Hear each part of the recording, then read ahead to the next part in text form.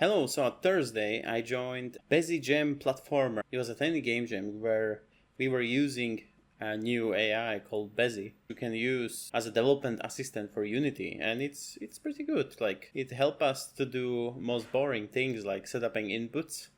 Our game basically works for gamepad as well. It can structure code really well, and I was pretty amazed by it because sometimes I was getting even better the results than on premium ChatGPT, and that's something to say. Like, so anyway, so Thursday we started with our input system.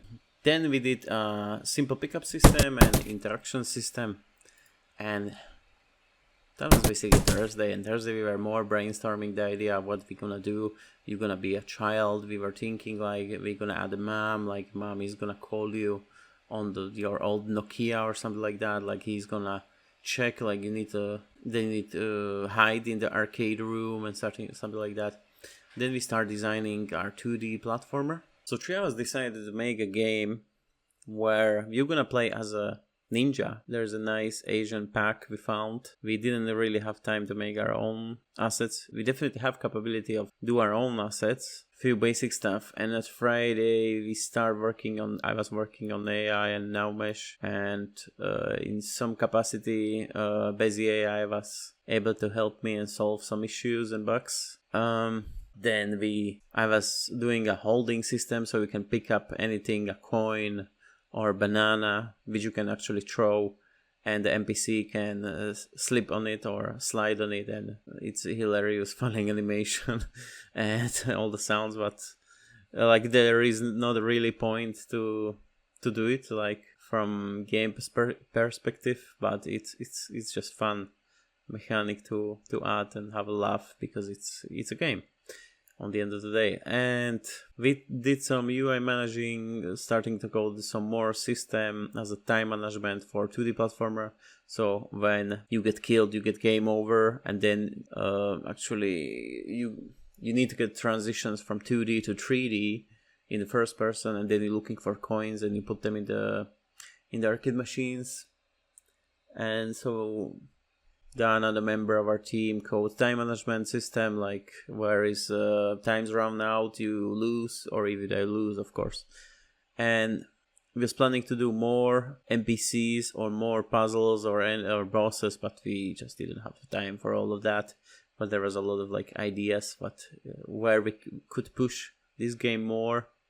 We finished with the 2D controller. Basically, you have a basic attack where you're just using your sword on one axis or another, or then you can loot shurikens, and you can throw 3 of them when you loot one.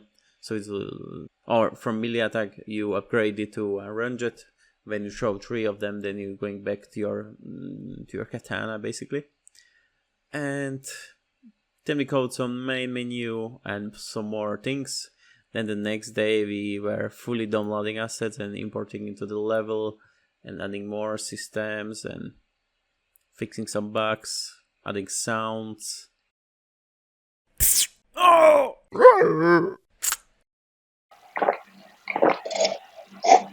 I even tried to put a ragdoll into the game, which actually we scrapped it because there were some bugs, like when I activated ragdoll, then the NPC just fell under the map, and it was so weird.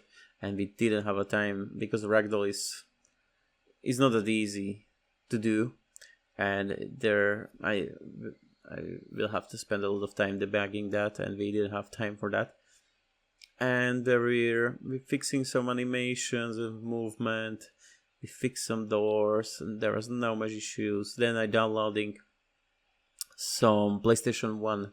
We find PlayStation 1 assets for, like, it's changing the graphics a bit to look like PlayStation 1. So that shader was really good, really helped us to shape our vision of the game. And then I code the CRT camera or CRT shader for the game. Actually, Bezi AI helped us to do this because the coding shaders is actually very hard. And then we did some more UI, game screens, game over screens, fixing some colliders, adding more systems, adding stuff around the map so you can to interact with, making a whole 2D level with something to do and some enemies. And then we add some cool retro music. Yeah!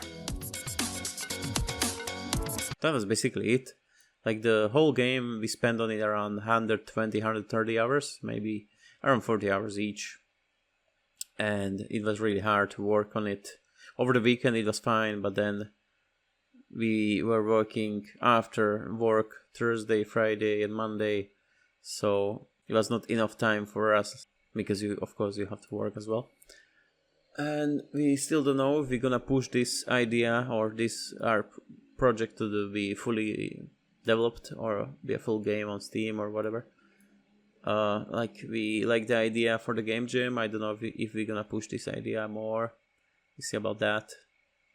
And I just wanna update you guys like what I am doing, and I'm still working on my horror game. I'm gonna make some video, maybe what's new over there, and because there's a lot of to show. And that's basically it. Yeah, thank you for watching. Hopefully you're gonna play our game on each and subscribe and be a game dev. It's good, it's fun when it's working. See you, good luck. Whoa, whoa.